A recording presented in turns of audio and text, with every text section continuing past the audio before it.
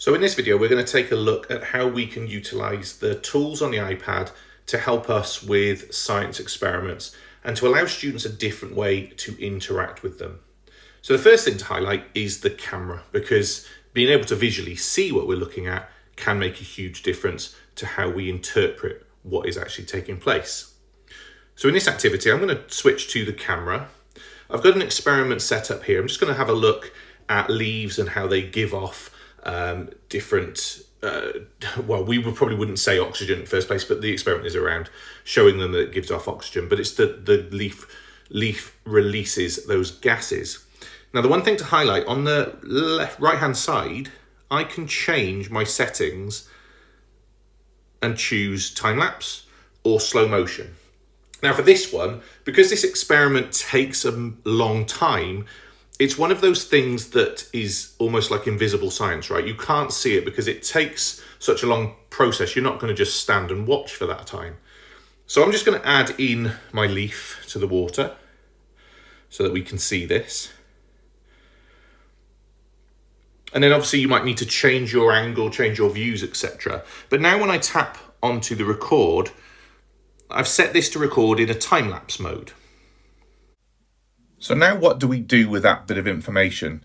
We've recorded it, we have something which we could show back to students time and again. But let's think about this from a student's engaging with the content to be able to interpret it. I'm going to open Numbers on my device. And in this numbers spreadsheet, I've just simply added in some examples that we can look at here. Here's another version of that exact experiment that we just did using the time-lapse function on the camera. If I play this again, you can see what this actually looks like. So over a period of time, that leaf is now producing the gas bubbles on its leaf, and students can interpret this in a way that works for them. In using the numbers spreadsheet, I've actually enabled just a workplace for them to be able to tell me what they think is taking place. Now, one of the things that I find working with students is that they love doing science, they love doing the practical, but they hate writing about it afterwards, because the two things are very separate. We do all the fun, hands-on stuff, and then we go and sit at our desk and we write about it. In this example, the students actually film the activity themselves, they have the activity in front of them, and they can reflect on that.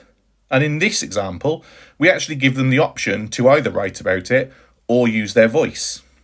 Students could simply tap on the plus, tap on record audio, and tell me what they've just seen in that video, giving them an opportunity to do something in a very different way. So that's time-lapse, a way that you could take something which takes a long period of time and condense it down to something that's visual and in a way that allows students to interpret it. Now, when we looked at the camera before, we also noticed that there was a slow motion setting.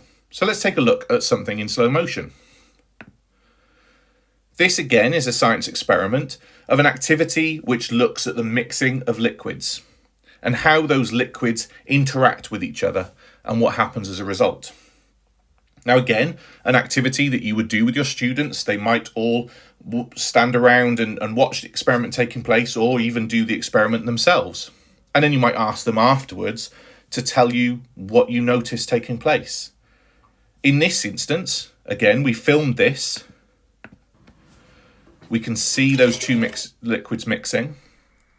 But in slow motion, we can see so much more. We can actually see the point of that reaction taking place. We can start to explore the gases that are coming out of it. And even at the very end here, notice that the camera lens has steamed up a bit. So now we've got more questions come out of this. It's an activity which takes probably 2 to 3 seconds.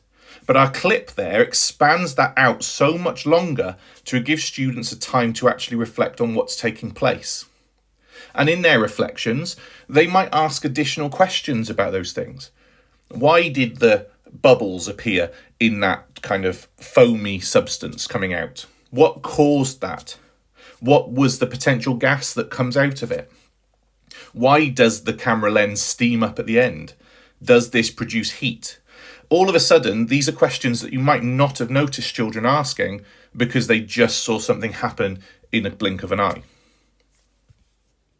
Now let's take another look at what we can do with the camera and utilise it for science activities. I'll go back to open the camera on my device, and I've just set up a simple shot here of a leaf that I might be looking into some of its features, etc. If I take a photo of the leaf, I can choose that in the viewer, and I can tap on the edit and access Markup. Now what I have are a set of tools that allow me to give some more information about what I notice. So just using those drawing tools, it might be that I'm going to use it to highlight the different features of this leaf. However, there's one thing which takes this to another level. If I tap on the plus icon, I can also utilize the magnifier on the device. By choosing this, it gives me this small magnifying glass that I can move around that shape or picture that I've just taken and start to look closer at some of those features. The blue dot allows me to make that circle bigger. The green dot allows me to increase the magnification. And already, just without having to look closer personally at that leaf, I can start to see things that I couldn't necessarily see without zooming right in. And because this is on the page itself, I can still add in my annotations over the top of this. I can equally add in multiple magnification elements to that same picture. So it might be that I want to look at maybe the structure of the stem itself or some other elements within that. So there we go, magnifying pictures within science. And again, you could export this picture back into a document, the same as we were looking at before in Numbers, to add my audio to this to tell you about my findings, as well as those marked up annotations directly onto the image. So there we have just a few examples of how you can use just the camera application on your iPad to bring science to life and to allow students different ways to interpret what they see as a result of the experiments that they're doing.